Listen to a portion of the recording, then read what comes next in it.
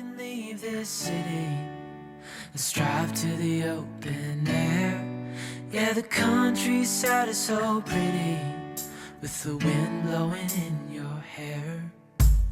We can look back someday.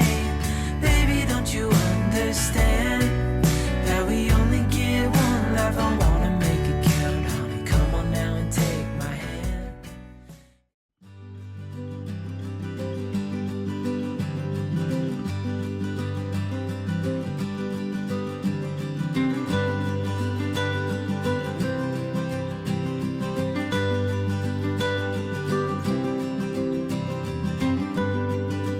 Here is a little plant update.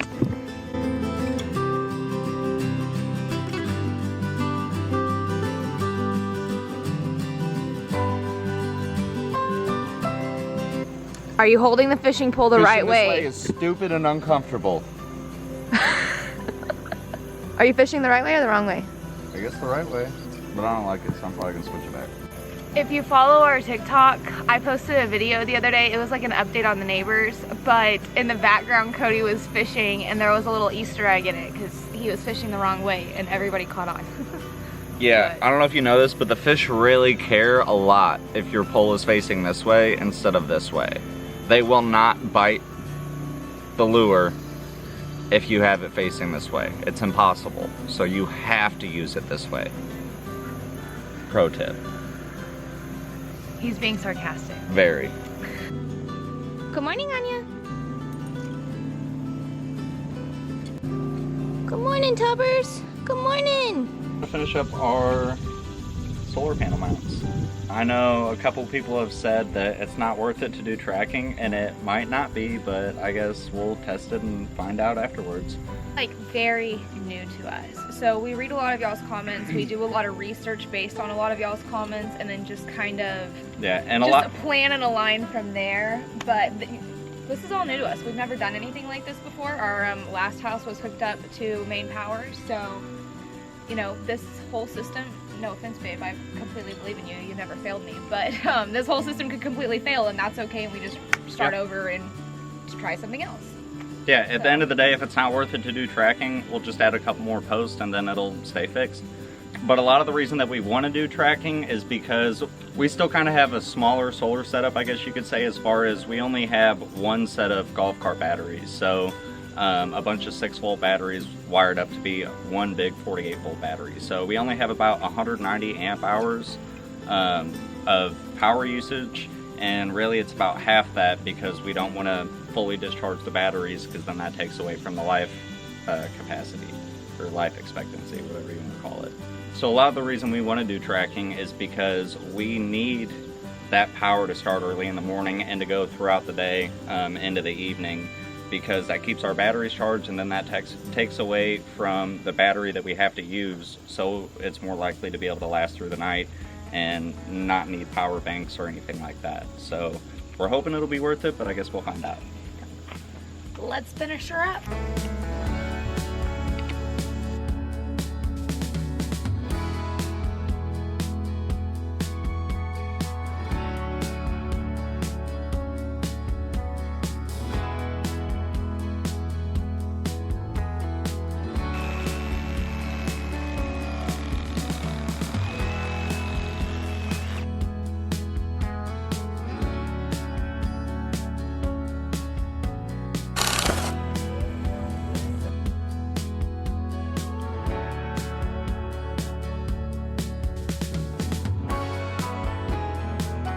He added a washer.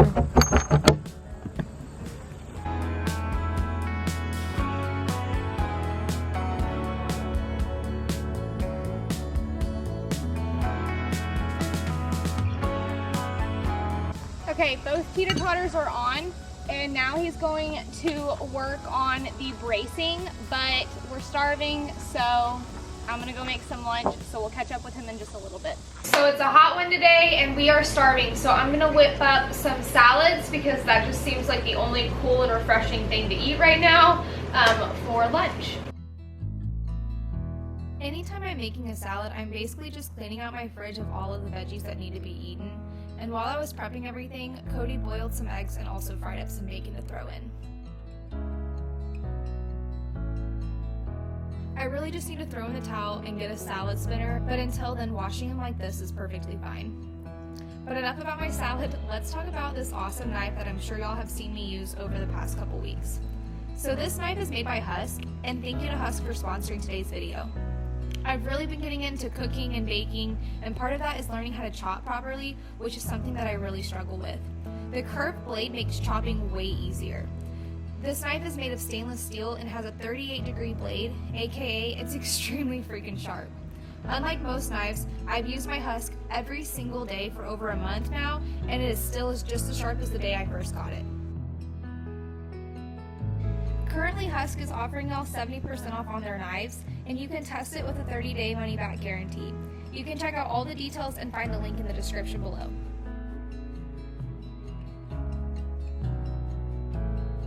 We still have a ton of work to do outside, but we're starving, so we're gonna eat this really quick and then head back out. So thank you, Husk, for sponsoring today's video.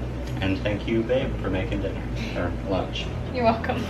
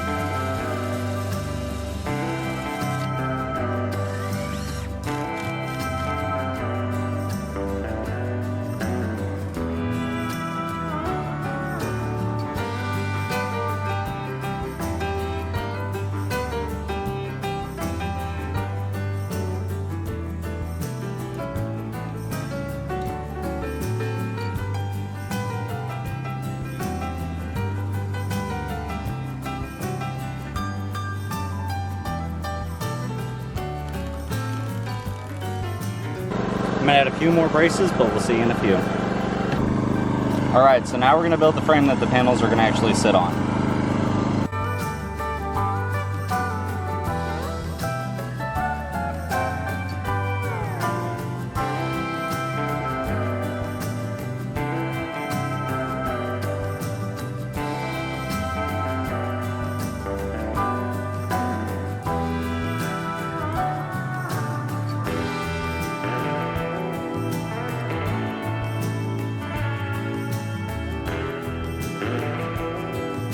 We have our main frame built, so you can see going all the way up, and then we have the secondary frame that we're building that the solar panels are actually going to sit on.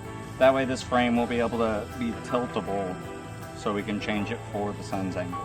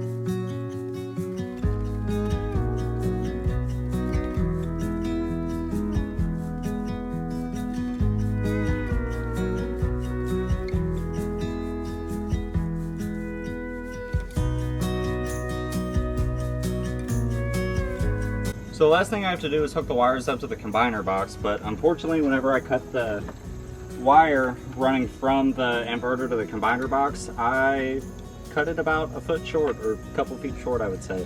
So I'm gonna have to go up to the container. I think I have some, or I know I have some more wire, but I'm not 100% if it's long enough or not. So we'll have to change out the wire or buy some new wire, and then we'll get the box mounted up here and get the wires hooked up. We'll be good to go.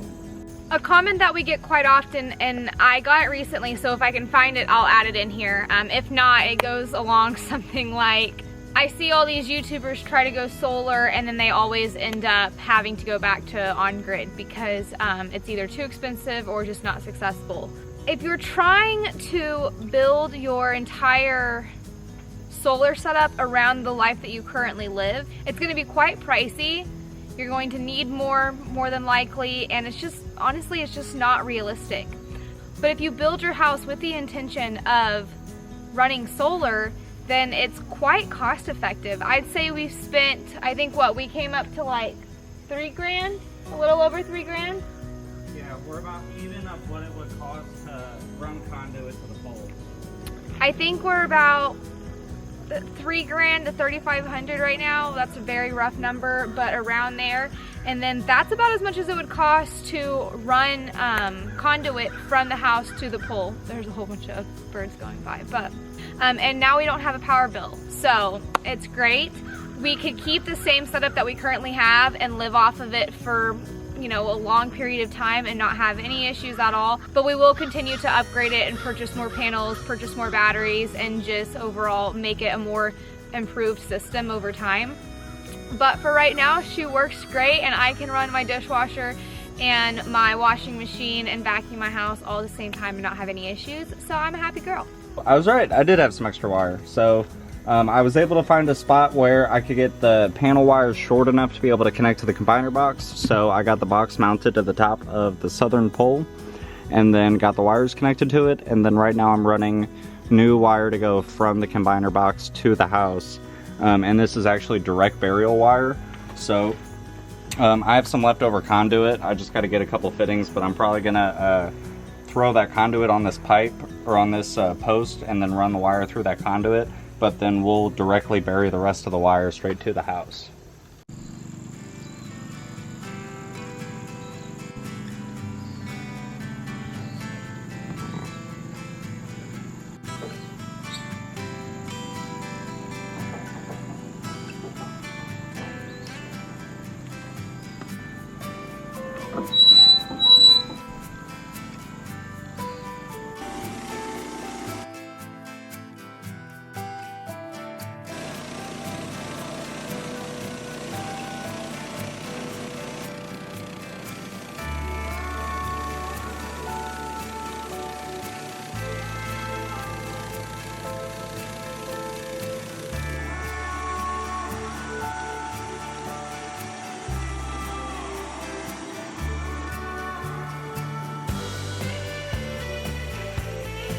Here working on the sawmill right now, trying to get some of these trees cut and out of the way, and that way we can get some of the wood dried and or stacked and start drying.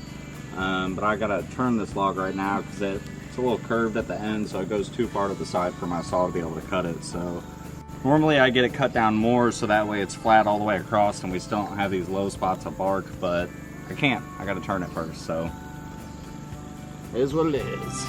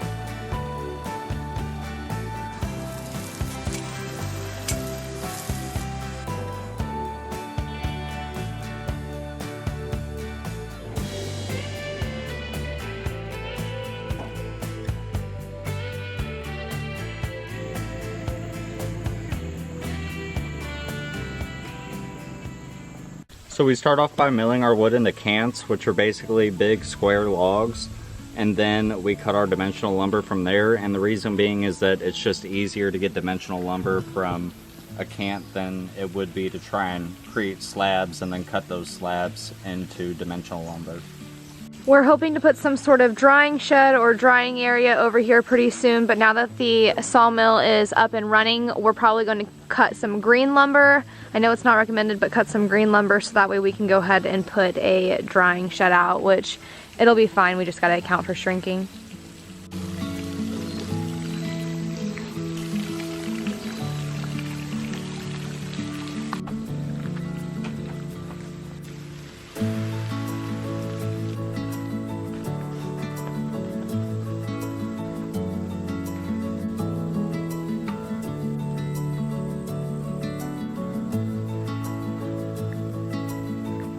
Got her pretty much finished and working.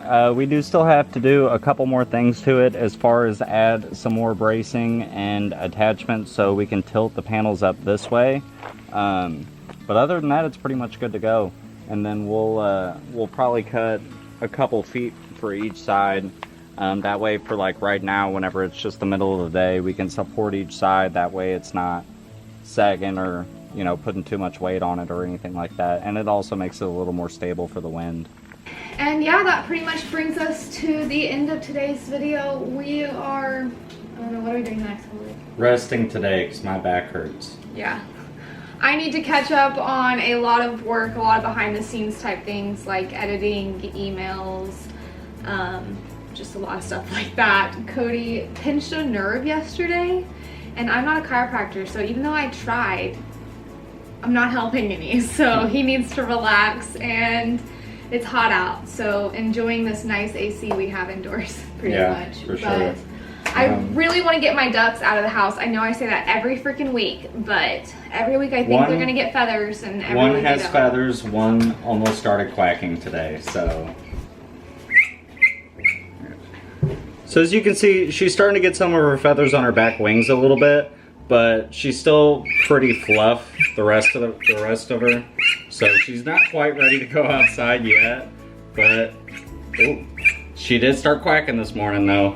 They don't like being held anymore. So Robin asks, with tornado season, aren't you worried about the winds whipping the solar panels off the posts and mounts? Just a thought.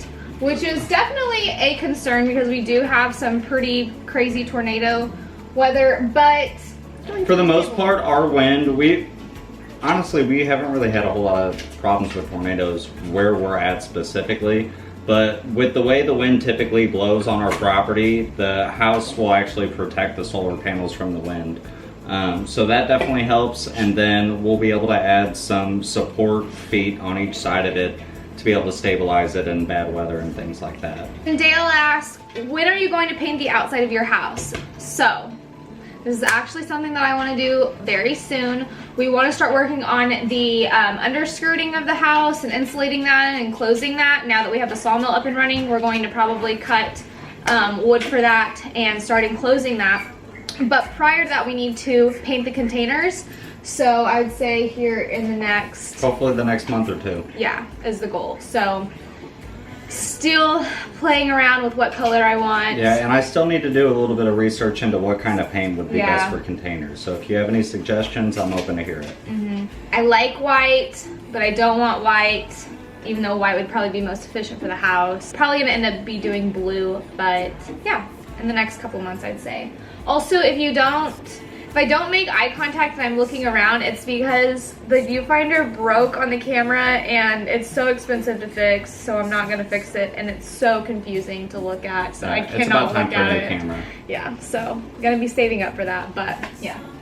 All right, bye guys. See y'all in a couple days. Yeah, we only get one life, I wanna make